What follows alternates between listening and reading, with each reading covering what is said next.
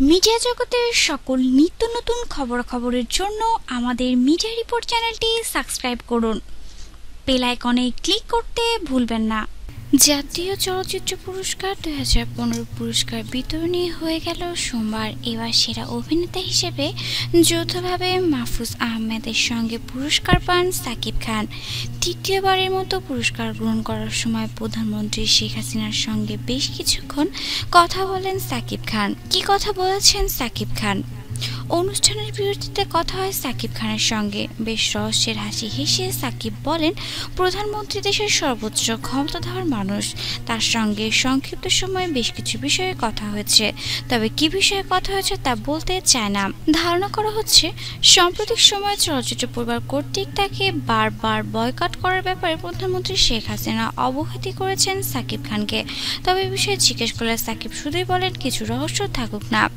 এ প্রসঙ্গে কথা হলো মাহফুজ আহমেদের সঙ্গে। তিনি জানালেন, সোমবার মঞ্চে প্রধানমন্ত্রী শেখ হাসিনার হাত থেকে পুরস্কার নিতে আসেন সাকিব খান। এ সময় প্রধানমন্ত্রী তাকে বলেন, গাছ যেটা বড় সেটার উপর দিয়ে অনেক ঝড়ঝাপটা যায়, তাকে অনেক সহ্য করতে হয়। প্রধানমন্ত্রীর ব্যাপারে মুখ না খুললেও সাকিব খান শাবানার সঙ্গে কথা হয়েছে বলে জানান। তিনি বলেন, শাবানা ম্যাডাম আমাকে বলেছে, ইন্ডাস্ট্রির বড় অবস্থান থাকলে এ ধরনের ঝড়ঝাপটা আসেই, তাই বলে বসে থাকলে হবে না, কাজ করে যেতে হবে। এদিকে অনুষ্ঠান থেকে বের হয়ে সাকিব গাড়িতে ওঠার আগে নায়করাজ রাজ্জাকের সঙ্গে দেখা হয়।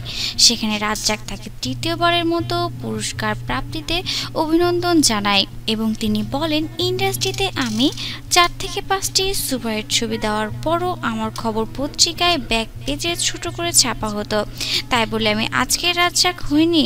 আমাকেও ধৈর্য ধরতে হয়েছে, সমস্ত বাধা পেরিয়ে কাজ করে যেতে হয়েছে। 2015 সালে সাকিব খান এস এ আলিকের আরো ভালোবাসবো তোমায় ছবির জন্য জাতীয় চলচ্চিত্র পুরস্কার পেলেন। এর আগে 2012 সালে শাহিন সুমন খোদার পরে মা, 2010 সালে জাকির হোসেন রাজুর ভালোবাসলে গর্ভধার যায় না ছবির জন্য পুরস্কার পান সাকিব খান।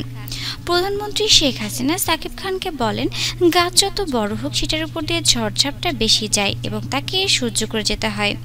দর্শক, আপনারও কি তাই মনে হয়? সাকিব খান যেহেতু একজন সুপারস্টার, তাই তার প্রতিবন্ধকতা এবং তার সাথে ষড়যন্ত্রকারীদের সংখ্যাটাই বেশি। আপনি যদি আমাদের সাথে একমত হন, তাহলে আপনার মূল্যবান মতামতটি আমাদের সাথে একদম শেয়ার করতে ভুলবেন না। বিনোদন জগৎ সব ধরনের নিত্য নতুন খবরের জন্য আমাদের মিডিয়া রিপোর্ট চ্যানেলটি অবশ্যই সাবস্ক্রাইব করবেন। ধন্যবাদ।